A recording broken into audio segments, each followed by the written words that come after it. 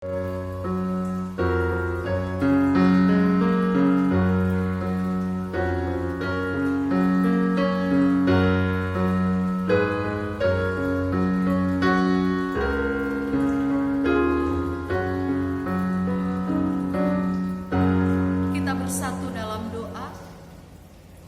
sejahtera Allah Bapa yang melampaui segala akal dan budi manusia, itulah yang memelihara hati dan pikiran saudara sekalian di dalam kasih Kristus Yesus, Tuhan dan Juru Selamat kita yang hidup.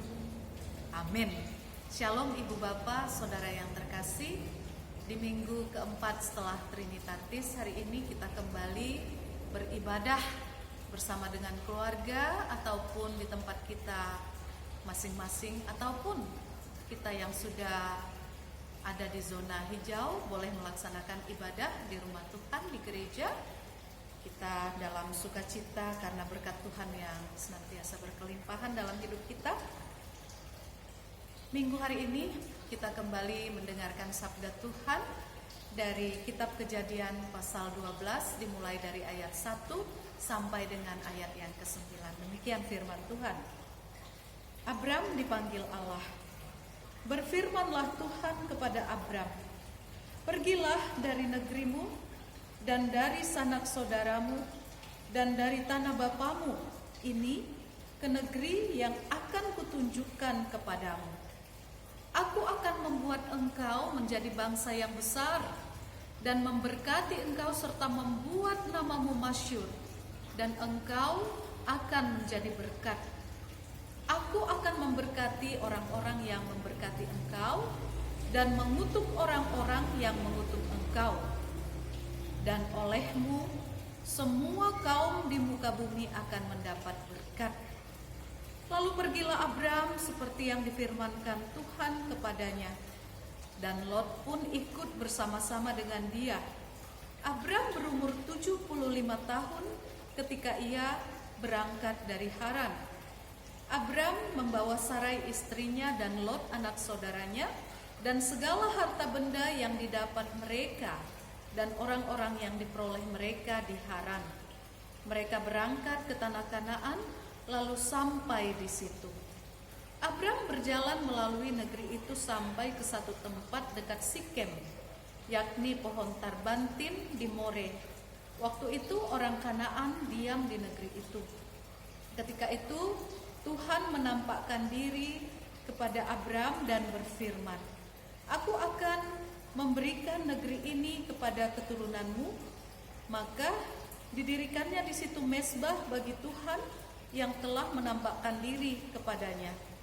Kemudian ia pindah dari situ ke pegunungan di sebelah timur Betel. Ia memasang kemahnya dengan Betel di sebelah barat dan Ai di sebelah timur. Lalu ia mendirikan di situ mezbah bagi Tuhan dan memanggil nama Tuhan.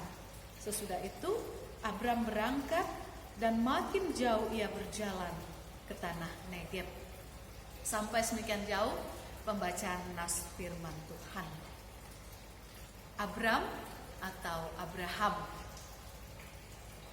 3 agama besar, agama monoteis yang ada di dunia ini mengagungkan Abram karena iman percayanya.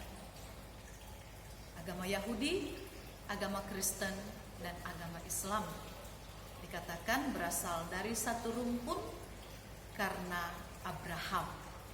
Dan siapa Abram? Abram dia lahir dan dibesarkan di Ur-Kasdim. Ini masuk dalam wilayah Mesopotamia di sebelah Babilonia Selatan. Kalau sekarang itu sama dengan di daerah Irak. Ur-Kasdim ini adalah kota yang besar dan juga makmur. Di kota inilah Abram lahir dan dibesarkan. Tapi kota ini marak dengan penyembahan berhala. Bahkan Terah, bapaknya Abram, seorang yang kaya, memiliki banyak ternak dan juga para hamba pembantu, dia juga menyembah berhala-berhala. Bahkan dari beberapa catatan dikatakan Terah bapaknya Abram adalah pemimpin para penyembah berhala, sehingga di sekitaran rumah Terah itu dipenuhi dengan patung-patung. Dan dalam situasi kondisi yang sedemikianlah Allah memanggil Abram untuk meninggalkan negerinya, kekayaan bapaknya, sanak saudaranya, rumah bapaknya yang dihormati, ke tempat, ke negeri yang akan ditunjukkan Allah. Saudara yang terkasih, coba kalau kita bandingkan ini dalam kehidupan kita sekarang. Para hamba Tuhan, para pendeta, ketika mendengar akan dimutasi ke tempat pelayanan yang baru tuh akan cari-cari informasi. Gimana jemaat di sana? Jemaatnya suka berantem nggak ya? Suka konflik nggak ya? Ada juga yang mencari-cari tahu. Jemaat di sana baik-baik ya? Atau ada juga yang menjadi terganggu psikologisnya. Aduh, gimana nanti? Ditempatkan di daerah fishery, pedalaman, padahal anak-anak masih sekolah, masih membutuhkan biaya yang banyak. Ada banyak pemikiran pada hamba Tuhan yang akan mutasi. Begitu juga dengan orang-orang yang bekerja. Ketika harus mengalami mutasi ataupun rotasi dalam pekerjaan, ini juga akan berpikiran sama. Gimana nanti untuk beradaptasi dengan rekan kerja yang lain, di tempat yang lain? Ada ini itu yang dipikirkan yang juga bisa mengganggu psikologis. Sehingga kaum milenial sekarang, kaum muda yang intelek itu sudah mempersiapkan diri dengan belajar, mengejar indeks prestasi yang tinggi ya, IPK yang tinggi, dengan harapan agar ditempatkan nanti kalau sudah lulus, ditempatkan dan boleh bekerja di satu perusahaan yang menjanjikan untuk kehidupan yang nyaman dan mapan.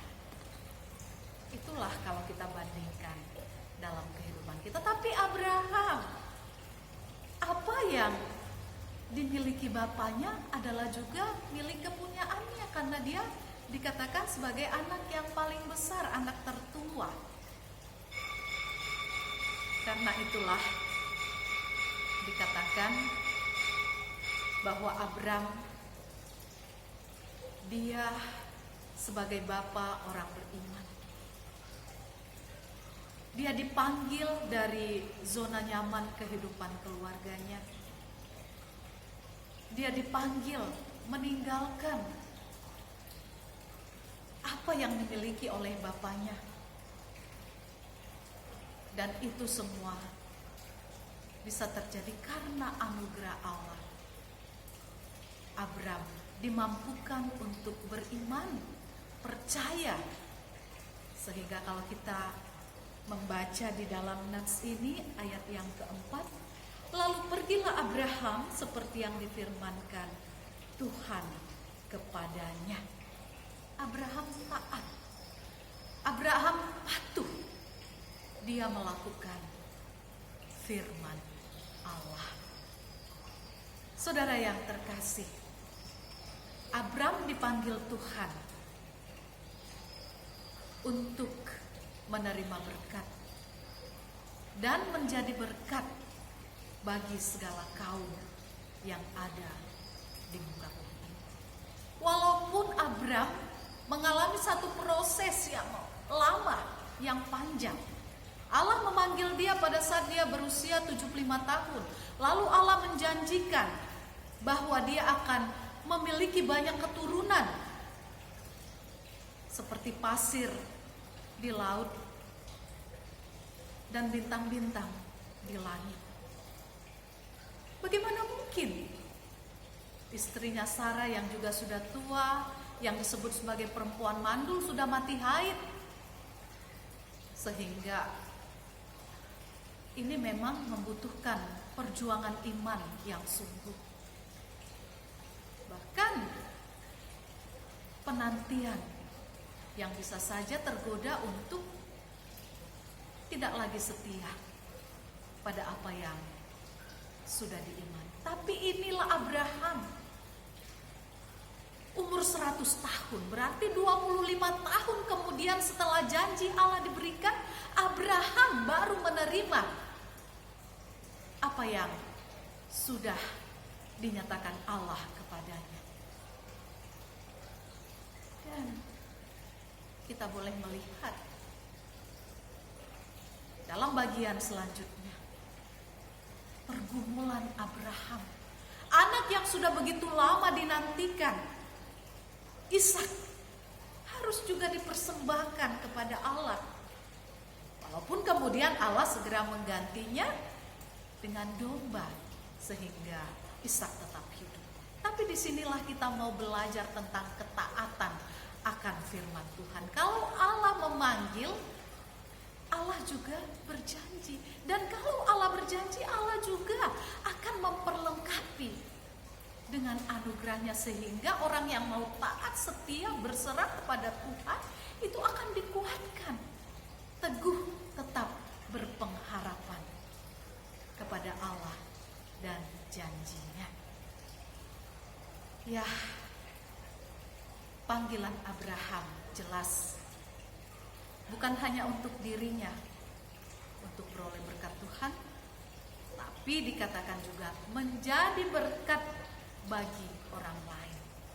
Itulah rencana Tuhan untuk Abraham dan juga untuk semua keturunan Abraham, sebagaimana juga dikatakan di dalam Galatia 3 ayat 29. Ya, kita pun sebagai keturunan Abraham, kita yang setia dan percaya kepada Tuhan, kita berhak menerima janji Allah. Galatia 3 ayat 29. Sehingga kita harus belajar dari kehidupan Abraham sampai pada masa tuanya diberkati Tuhan secara luar biasa. Kembali pertanyaan, mengapa Abraham mengalami dan menikmati berkat-berkat yang luar biasa dari Tuhan? Jawabannya, karena Abraham adalah orang yang taat pada firman dan panggilan Tuhan.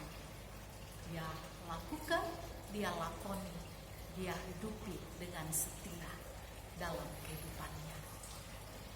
Perintah Tuhan kepada Abraham bahwa ia harus meninggalkan semua kenikmatan hidup, zona nyaman kemewahan yang dia warisi dari orang tuanya. Tentu bukanlah satu hal atau pergumulan yang ringan, tetapi itulah yang justru harus menjadi satu keteladanan bagi kita, orang yang percaya, yang berpengharapan kepada Tuhan, bahwa kunci berkat Tuhan dalam kehidupan kita saat ini dan juga nanti adalah taat, setia untuk melakukan panggilan Tuhan. Saudara yang dikasihi Tuhan kita Yesus Kristus, hidup umat Tuhan sama seperti Abraham bukanlah untuk diri sendiri, tetapi juga hidup yang berbagi kepada orang lain, baik dengan menyampaikan anugerahnya maupun berbagi materi ataupun hal-hal yang lainnya, karunia talenta yang kita punya, yang kita terima dari Allah. Kita dipanggil untuk menjadi berkat. Kita diberkati Allah dalam kehidupan kita, agar kita pun menjadi berkat dalam segala hal yang bisa kita perbuat dalam kehidupan kita. Kita yang telah menerima anugerahnya adalah orang-orang yang diberkati Tuhan, dan berkat tidak selalu hanya dalam bentuk materi. Jadi apakah yang kita rasakan dalam kehidupan kita sebagai berkat Tuhan yang sudah kita alami, kita rasakan dalam kehidupan kita? Adakah kita telah berbagi atau akan berbagi dengan orang-orang di sekitar kita ketika kita mendengarkan firman Tuhan hari ini? Pandanglah sekitar kita. Ada orang-orang yang membutuhkan hal-hal yang bisa kita berikan. Ketenangan dalam kehidupan, sehingga membutuhkan penyelamat, penolong, yaitu Tuhan, untuk kita perkenalkan melalui kesaksian iman dari kehidupan kita. Ada yang membutuhkan perhatian, ada yang membutuhkan sahabat, ada yang membutuhkan kasih, ada yang membutuhkan nasihat, ada yang membutuhkan teguran dan teladan, ada yang membutuhkan makanan, minuman, materi dan lain sebagainya. Kalau firman Tuhan hari ini mengatakan kita sebagai keturunan Abraham dipanggil untuk menerima berkat dan menjadi berkat dalam kehidupan kita. Apakah yang sudah kita bagikan? Apakah yang akan kita bagikan untuk menjadi berkat bagi orang sekitar kita? Dan satu hal juga yang begitu menarik dari nas firman Tuhan hari ini, selain menjadi berkat, dijanjikan di dalam ayat yang ketiga, aku akan memberkati orang yang memberkati engkau dan mengutuk orang-orang yang mengutuk engkau. Ketika kita berbuat baik, berbuat kasih kepada orang lain, kita sudah menjadi berkat. Dan orang lain akan tertular juga untuk melakukan hal yang sama. Dan satu janji Allah yang luar biasa. Dan dikatakan mengutuk orang-orang yang mengutuk engkau. Kadangkala dalam melakukan hal yang baik, tidak semua orang bisa menerima. Masih ada yang kurang, masih ada perkataan yang menyakitkan. Tapi teruslah berbuat baik, teruslah menjadi berkat. Biarlah segala perkara kita serahkan kepada Allah di dalam Yesus yang sudah memanggil kita untuk percaya menjadi pelaku firman yang kita terima. Dikatakan Allah lah yang berhak untuk menjadi hakim dalam kehidupan kita. Bahkan satu penegasan, mengutuk orang-orang yang mengutuk engkau. Serahkan kepada Tuhan supaya kita boleh fokus kepada panggilan Tuhan. Dan ini tetap berlaku dalam kehidupan kita sepanjang masa.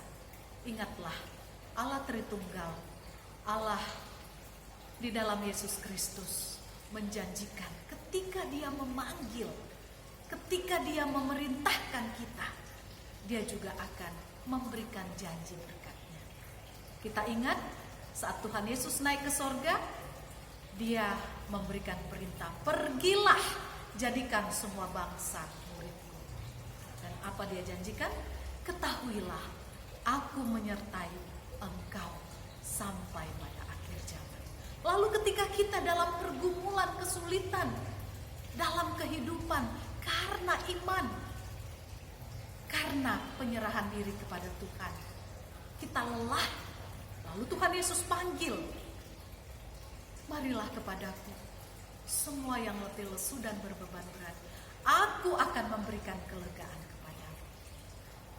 Jadi mari, saat Tuhan berikan perintah pergi, mari kita pergi melakukan apa yang diperintahkan. Janji berkat Tuhan sampai akhir zaman. Dan ketika kita lelah, saat kita hidup setia, taat, percaya dan mempercayakan diri kepada Tuhan, jangan pernah meninggalkan Tuhan. Jangan menjauh dari persekutuan doa, firman Tuhan dalam kehidupan kita. Tapi mari kita terima tawaran, ajakan Tuhan Yesus, datang kepadanya sehingga kita diberikan kelegaan. Untuk itu, sebagai anak-anak Abraham, kita adalah keturunannya yang juga berhak untuk menerima berkat dalam kehidupan kita. Syukurilah, jangan bersyukur-syukur, jangan bersungut-sungut, tapi tetaplah bersyukur. Hitunglah berkat Tuhan dalam kehidupan kita, dan jadilah berkat dengan apa yang sudah dipercayakan Tuhan kepada kita. Amin.